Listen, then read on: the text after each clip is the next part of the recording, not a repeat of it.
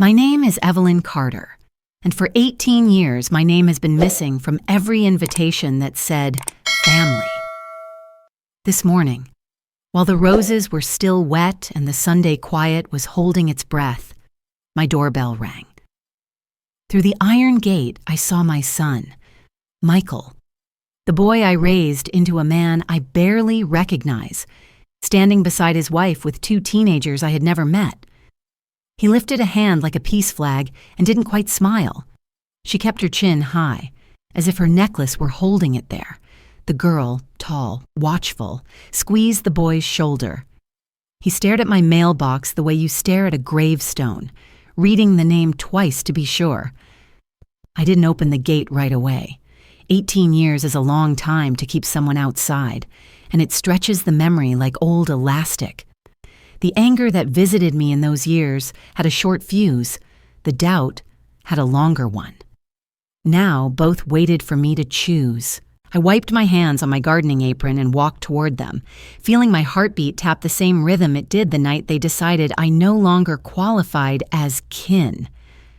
"Good morning," I said, and the words came out calm. Calm was the only thing I could afford. When Michael whispered, "Mom," the syllable scraped the rust off a locked door in me. I turned the key but didn't open it. Not yet. Not until I knew why they had finally remembered where I live. I unlatched the gate, the metal squealing softly, and let it swing wide.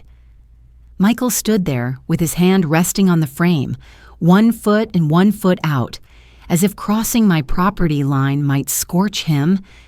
His wife Laura stepped forward without hesitation, heels striking the walkway in sharp taps, her posture as stiff as a portrait.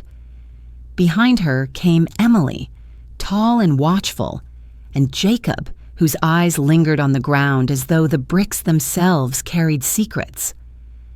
"Thank you for seeing us," Laura said before I had even decided if I wanted to.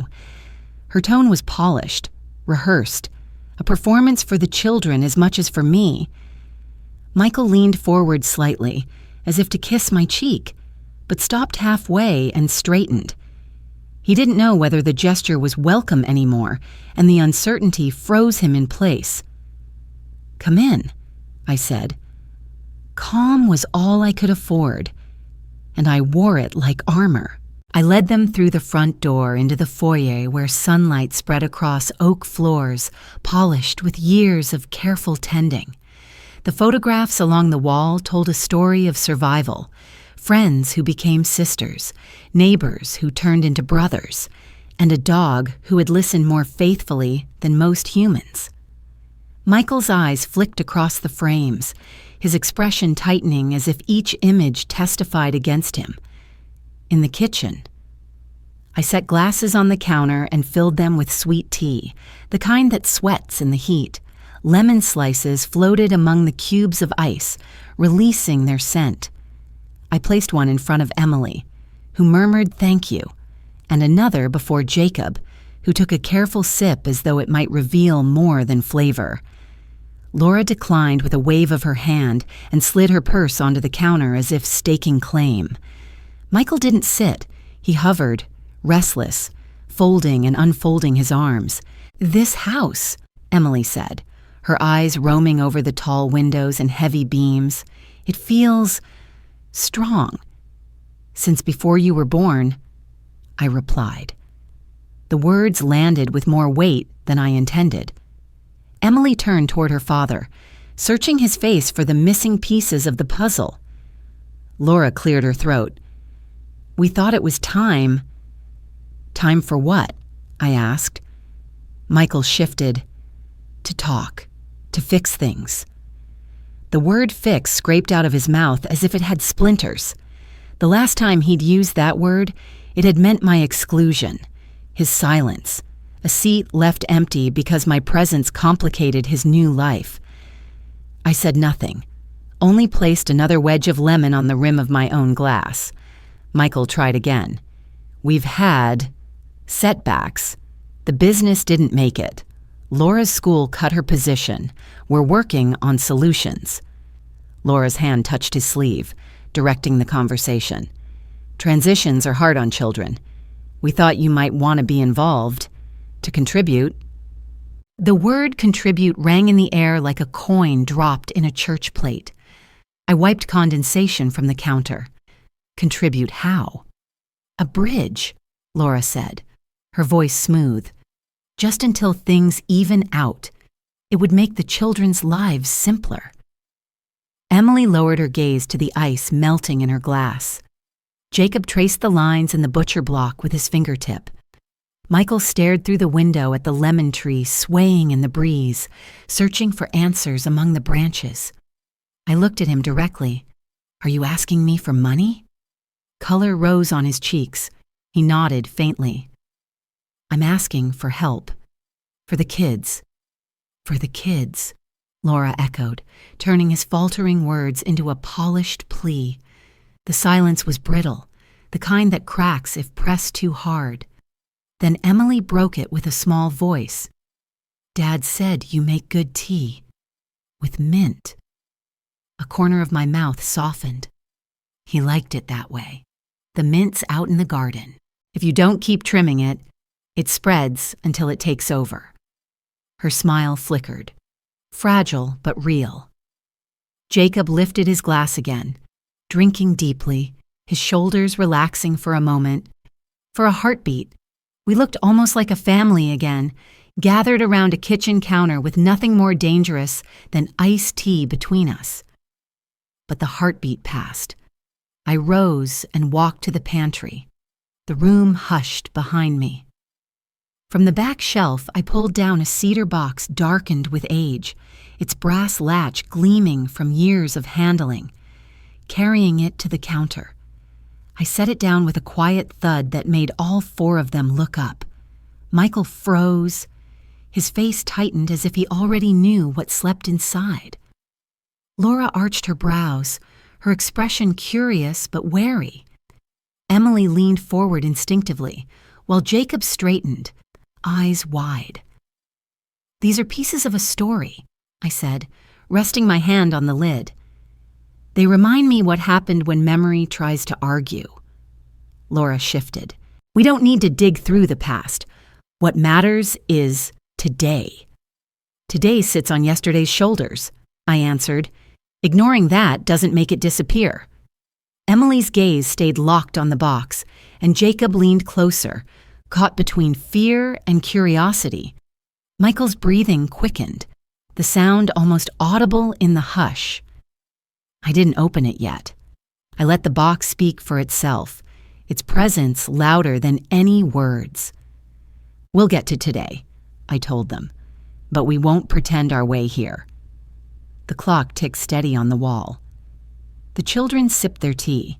Michael gripped the back of a chair without sitting, and Laura tapped her nails against her purse. That was how our reunion began, not with apology, not with comfort, but with a cedar box on the counter, waiting to decide whether the truth would finally be heard. Emily's eyes fixed on the cedar box as though she could hear the stories rattling inside. Jacob leaned forward, elbows on the counter, trying to read meaning in my still hand. Michael shifted his weight from one foot to the other, as though the tile beneath him had grown unsteady. Laura adjusted her sunglasses on top of her head, the gesture sharp, impatient. "What's in there?" Emily asked softly. "Memories," I said. "Some kind, some cruel. All true." Jacob tilted his head. "Why keep the cruel ones?" "Because throwing them away would let someone else decide what mattered," I told him. "And I don't let anyone write my story but me." I opened the box. The hinges sighed, and for a moment the kitchen smelled of cedar and old paper. I lifted the first envelope. Edges yellowed, my handwriting faded but legible. "This came back to me," I said. "I mailed it for Emily's first birthday. A card, a check for a small college fund I was starting in her name. It was stamped, returned to sender. No explanation." Emily's mouth fell open. She stared at the envelope as if it were a mirror showing her a life she never lived. Jacob glanced quickly at his father. Michael's voice cracked. "Mom, don't—" "I have to," I cut in, "because they deserve to know why we're sitting here on opposite sides of this counter." I set the envelope down and lifted a photograph. The frame had once been silver, but had tarnished to gray.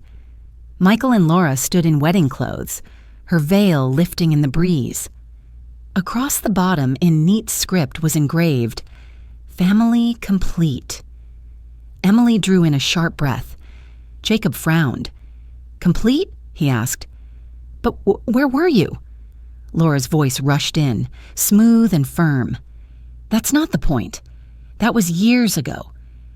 Emily turned on her. "It is the point. If she's our grandmother, why wasn't she there?" Michael opened his mouth, shut it, opened it again. Finally he whispered, "Because I didn't fight hard enough. I thought it would be easier for everyone." But the silence after his confession weighed more than words. Emily's face tightened, her eyes shining but unblinking. Jacob stared at him, as if seeing him for the first time.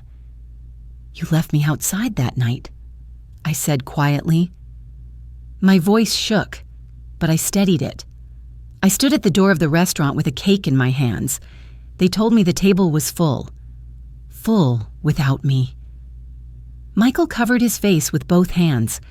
His shoulders trembled. "I took that cake home," I continued, "and watched the candles bend in the heat while I sat alone in the car." Emily pressed her fingers to her lips. Jacob whispered, "That's not right." Laura leaned forward. "Digging this up won't help. The past is ugly. Let it lie." Emily spun toward her. "It's our past, too. Don't tell us we can't know it." The girl's voice carried a tremor of fury that surprised even her. Michael reached for her hand, but she pulled it back. I closed the box gently. The truth doesn't vanish just because it's inconvenient. It's the ground we stand on, whether we like it or not. Jacob's young voice broke through. "So all those birthdays, all those holidays, you were here, but we never came?" I nodded. I said extra places at the table more than once. Eventually I stopped. "But I was always here." He swallowed hard, and the sound seemed louder than Laura's sigh of exasperation. Michael tried again. "Mom, I was young. I thought keeping peace meant keeping you out. I see now it was cowardice." For the first time in years, I believed him. Not enough to erase the past, but enough to hear the fracture in his armor. Laura straightened. "This is unproductive. What matters is the present. We came because we need help, not because we want a history lesson." I met her gaze. "The present doesn't float in midair. It's tied to everything behind it." Emily's eyes brimmed. "Dad, you said she didn't want to be around. Was that true?" Michael's face collapsed. "No," he whispered. "It wasn't." The girl flinched, the betrayal catching her throat. Jacob shook his head slowly, disbelief hardening into something heavier. The clock ticked, steady and merciless. Outside, a mockingbird tried 3 songs before settling on one. Inside, the silence grew until even Laura's polished composure began to crack. I laid my palm flat on the cedar lid. What matters now is what choice I make next. That choice will tell you more about me than any photo or envelope could. Laura leaned back, calculating. Michael bowed his head. Emily wiped her cheek with the back of her hand. Jacob clenched his fists and unclenched them again. I reached for my glass, drained the last of the tea, and set it down with finality. "So," I said into the heavy air, "shall we speak of what comes after?" The words landed like a bell, and the sound carried us into the storm, waiting on the other side. The weight of my last question lingered in the room, heavy as storm clouds. Laura straightened in her chair. her fingers drumming lightly on the counter, polished nails clicking like a metronome. Michael's shoulders sagged, his hands folded together as if in prayer. Emily and Jacob sat caught between them, eyes darting from face to face, waiting for a truth that wouldn't hide. Laura was the first to speak. "Evelyn, this family doesn't need more fractures. What we need is stability. The children deserve better than watching their parents drown."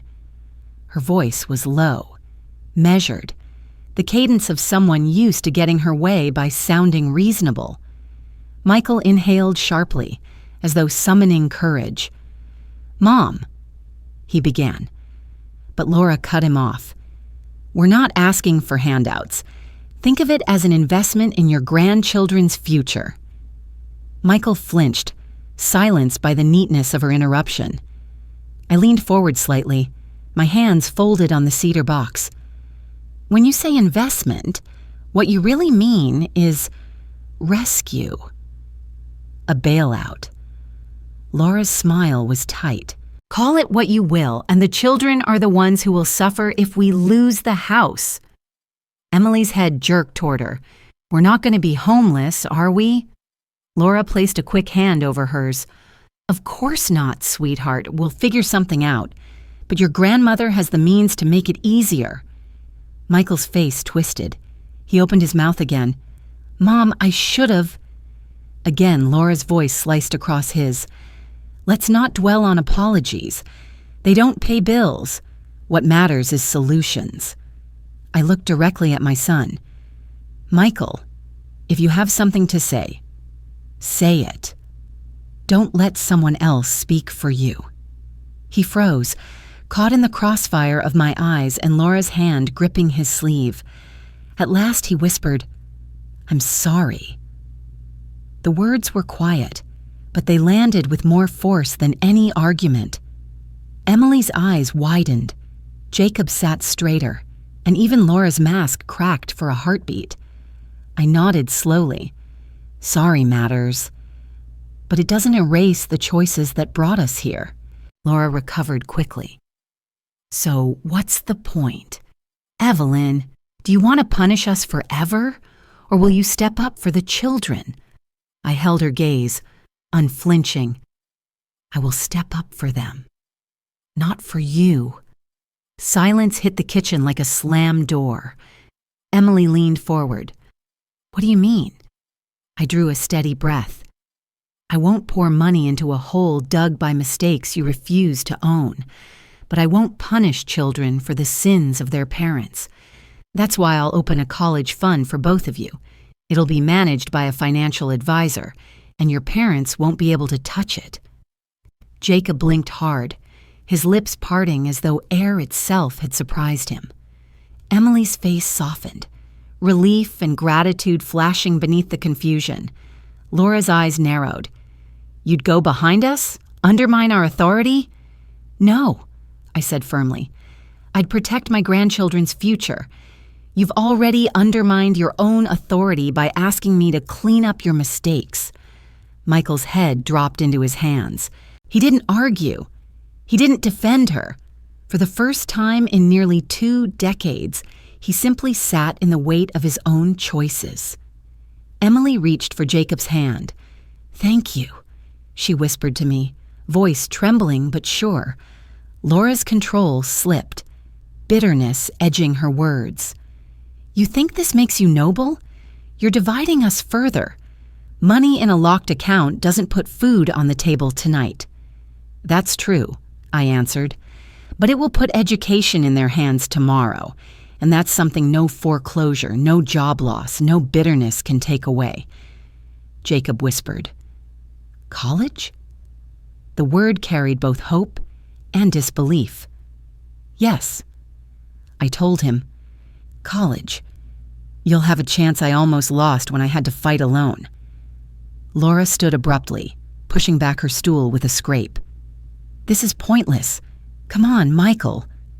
But Michael didn't move. His eyes lifted to mine, red-rimmed and weary. "She's right about one thing," he murmured. "You don't deserve to carry our burden." For a moment, the years fell away. I saw my boy, small and stubborn, clutching a baseball glove too big for his hand, looking at me for guidance. And I realized that even now, in his failures, he still carried that boy inside him. "I hope," I said softly, "you find a way to be the man your children need.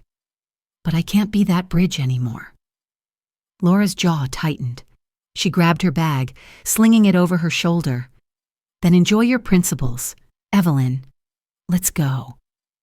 Michael stood slowly, torn between loyalty and shame. Emily stayed seated, eyes wet, refusing to move until Jacob tugged at her sleeve. She rose reluctantly, glancing back at me. "Thank you," she whispered again. I closed the cedar box and set it aside. "Remember this," I told them, my voice following them to the door. "Family is not the ones who erase you. It's the ones who stand with you, even when it costs something." They left in silence. The door shut gently, but the echo lingered. The storm had broken, and its rain would fall on all of us in different ways. The door shut softly behind them, but the silence they left behind was louder than any argument. I stood still for a long moment, listening to the echo fade down the hallway, the air shifting back to the rhythm of my house. The cedar box rested on the counter where I had left it, its brass latch glinting like an unspoken promise. Through the kitchen window, I watched their car pull away, the children's faces pale in the back seat. Emily turned once, her hand lifted slightly against the glass, then disappeared down the curve of the street. My son did not look back.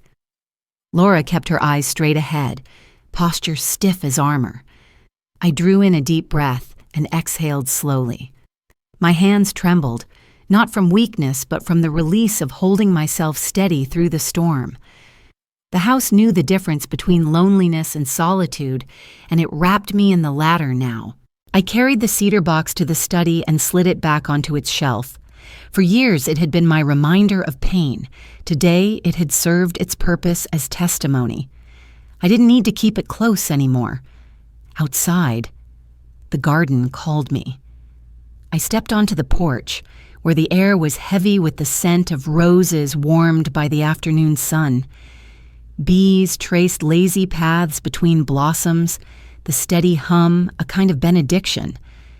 The fountain gurgled softly, water catching the light in 1,000 silver shards. I bent to pinch a stray weed from the soil, the earth cool and damp beneath my fingertips. Gardening teaches you patience. It teaches you that pruning doesn't kill, it saves. You cut away what threatens to choke the roots, and the plant grows stronger for it. My family had pruned me once, cutting me away to make their picture neater. They believed it would make their garden bloom. But here I was, rooted still, blossoms unfolding in spite of them. I thought of Emily's eyes, wide with questions, and Jacob's quiet voice asking if I had always been here. They had carried away more than the promise of a college fund. They had carried away the truth. One day, that truth would grow inside them, stronger than any story they had been told. The ache in my chest was not bitterness. It was the ache of release, the ache of setting down a burden carried too long. I had not punished, but neither had I surrendered. I had drawn a line, not out of anger, but out of love. Love for myself, love for the children who deserved better than silence. I sat on the bench by the roses and closed my eyes. The sun pressed warm against my skin, the same sun that had risen every day of those 18 years when I was absent from their gatherings. Absence had not destroyed me. It had remade me. When I opened my eyes, a mockingbird hopped onto the fountain's edge, testing 3 notes before choosing one. Its song carried over the garden, unbothered by the past, certain only of the present moment. I smiled. The world had not ended because my son asked for something I could not give. The world continued, fragrant and alive, offering me peace I had built with my own hands. Family, I whispered to the roses, is not the ones who erase you. It's the ones who stand with you, even when it costs something. The words did not need an audience. They belonged to the air, to the garden, to the beating of my heart that had learned, at last, how to be steady. I gathered my shears and leaned into the rose bush, trimming back a branch heavy with blooms. The petals fell at my feet, red against the soil, and I thought of beginnings disguised as endings. Tomorrow I would call my advisor and start the accounts for Emily and Jacob. Tomorrow I would water these same roses. Tomorrow I would keep living, unshaken. For tonight, the garden was enough. Thank you for watching. If you enjoy these family drama and revenge stories, please subscribe and join me for more every day.